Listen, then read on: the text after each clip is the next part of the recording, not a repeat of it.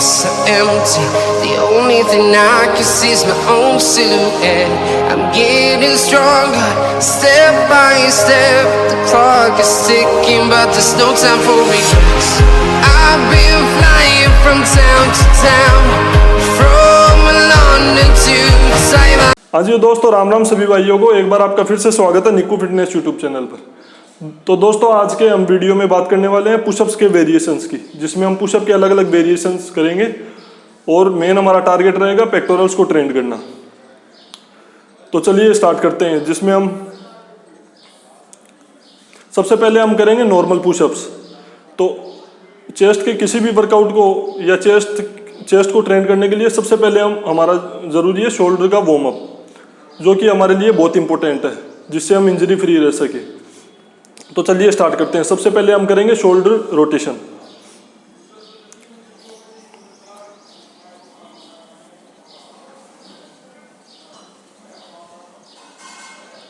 तो ये आपको 10 टाइम्स करना है। इसके बाद आपको रिवर्स शोल्डर रोटेशन करना है इसी मूवमेंट में।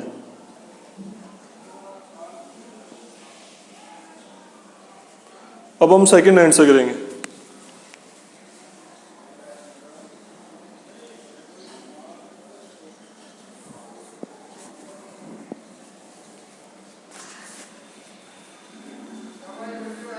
तो ये आपको 3 सेट करने हैं शोल्डर रोटेशन के सबसे पहले, जिससे हम इंजरी फ्री रह सकें।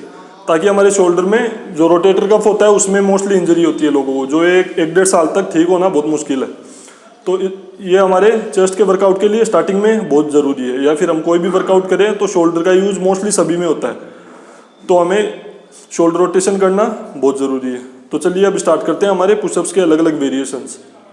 तो सबसे पहले हम करेंगे नॉर्मल पुशअप्स, जिसमें हमें हमारे हाथ को ना तो ज़्यादा वाइड करना है ना ज़्यादा क्लोज रखना है। अप्रोक्स शोल्डर विद रखना है, या शोल्डर से अप्रोक्स थोड़ा सा बाहर रख सकते हैं, लेकिन ज़्यादा क्लोज में नहीं रखना है। तो चलिए स्टार्ट करते हैं।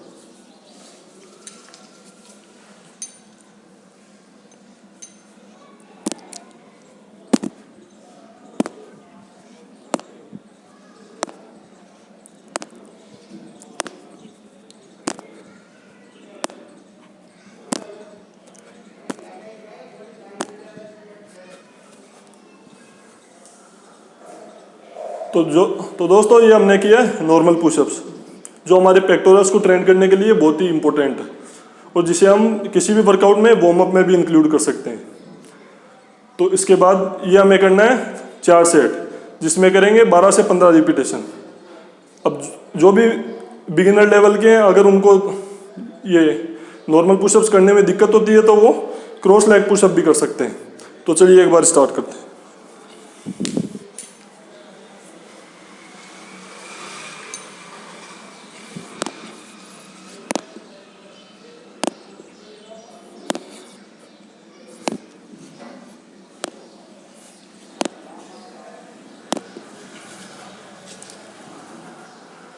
तो ये हमने किया क्रॉस लेग पुशअप, जिसमें हम हमारे नी को फ्लोर से टच कर सकते हैं, इसका सपोर्ट लेके।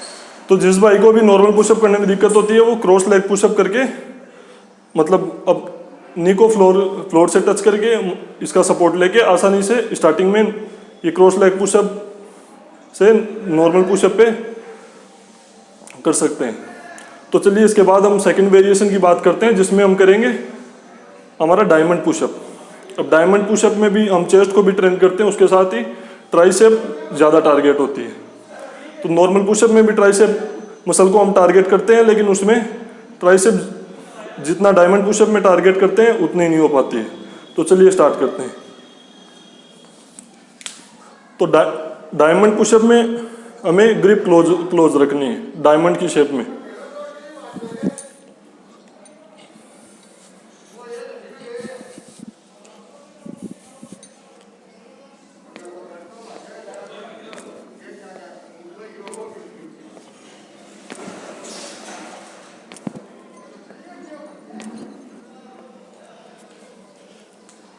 तो डायमंड पुशअप में आपको ये ध्यान रखना है, क्योंकि हमारी ग्रिप बहुत क्लोज हो जाती है, तो हमको लेग्स को थोड़ा वाइड रखना है ताकि हमारी बॉडी स्टेबल रह सके।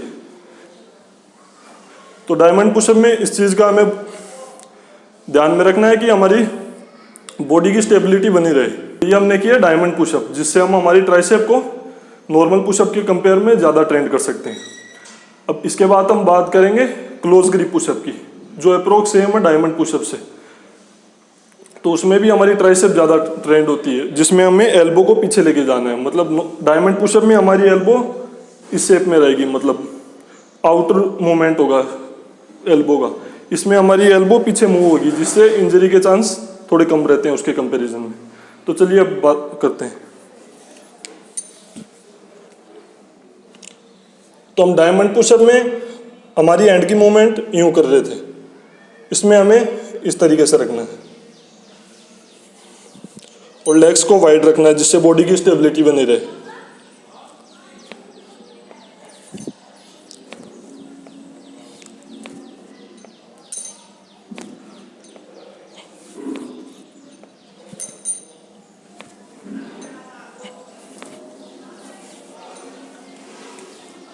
तो ये हमने की है क्लोज ग्रिप पुशअप, जिससे हम हमारी ट्राइसेप को ज़्यादा ट्रेन कर सकते हैं। अब इसके बाद हम बात करेंगे शूडो पुशअप की, जो कि हमारी थोड़ी बहुत बाइसेप को भी ट्रेन करता है। लेकिन शूडो पुशअप को हमें बहुत ही तरीके से करना है। तो हम इसके बाद में करेंगे शूडो पुशअप, जिसमें जो हमें बहुत ही तरीके से ट्रेन करना है, क्योंकि उसमें इंजरी के चांसेस ज़्यादा आ जाते हैं। जिसमें हमारी रिस्ट में इंजरी हो सकती है, एल्बो में हो सकती है। तो शूडो पुशअप में हम हमारी बाइसेप को भी थोड़ा बहुत ट्रेन कर सकते हैं। तो चलिए स्टार्ट करते हैं। तो शूडो पुशअप में हमारे हैंड का मूवमेंट अपोजिट रखना है नॉर्मल पुशअप से, लेकिन ज़्यादा अपोजिट नहीं रखना है।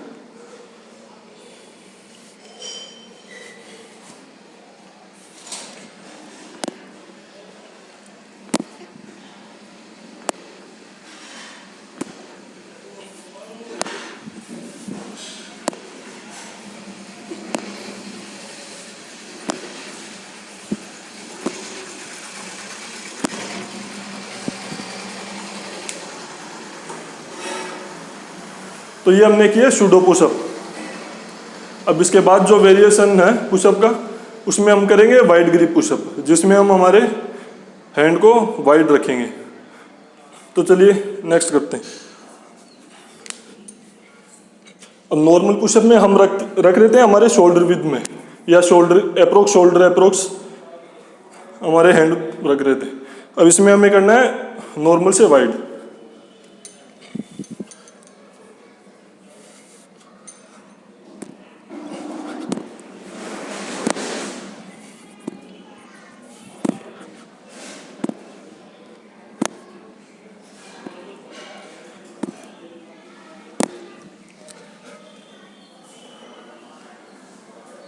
तो दोस्तों, ये अपन ने की है वाइड पुशअप, जिसमें हमको नॉर्मल से ज़्यादा वाइड रखना है ग्रिप। तो ये हमने पुशअप की वेरिएशन की है। तो दोस्तों, ये हमने अलग अलग वेरिएशन किए हैं पुशअप्स के, जिसमें हमने सबसे पहले किया है नॉर्मल पुशअप्स, उसके बाद में डायमंड पुशअप, और उसके बाद हमने की है क्लोज ग्रिप पुशअप, जो अप्रोक्स डायमंड पुशअप से सेम ही रहती है। उसके बाद हमने की है शूडो पुशअप, और उसके बाद किया वाइड ग्रिप पुशअप, जिसमें हमने वाइड रखा है अपने हैंड को। अब जो भाई है, मतलब बिगिनर लेवल के जो भी है, जिनको मतलब पुशअप करने में स्टार्टिंग में प्रॉब्लम होती है, वो अपने नीज को फ्लोर पे रख के भी कर सकते हैं, मतलब सपोर्ट लेके भी कर सकते हैं। उसके बाद इसके लिए रेडी हो सकते हैं नॉर्मल के लिए। तो चलिए एक बार मूवमेंट करते हैं। तो बिगिनर लेवल के लिए हम जो करेंगे, तो वो हमारी नी का सपोर्ट लेके करेंगे, जिसमें अपन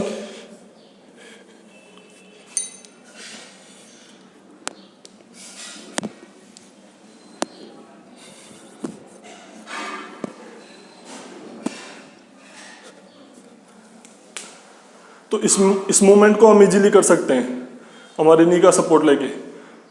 तो दोस्तों, ये अलग अलग पुशअप्स के वेरिएशन की हमने बात की है, जिसमें हम हमारे पेक्टोरल्स के मसल को, मतलब चेस्ट को ओवरऑल हम टारगेट कर सकते हैं, जिससे हमारे चेस्ट, ट्राइसेप और शूडो पुशअप में हम थोड़ा बहुत अपने बाइसेप को भी ट्रेन कर सकते हैं। तो आप अपने वर्कआउट में इन पुशअप्स के अलग अलग वेरिएशन को इंक्लूड कर सकते हैं और ओवरऑल स्ट्रेंथ को इंक्रीज कर सकते हैं। और अपने वार्म अप में ज़रूर इंक्लूड करें पुशअप्स को, नॉर्मल पुशअप्स को।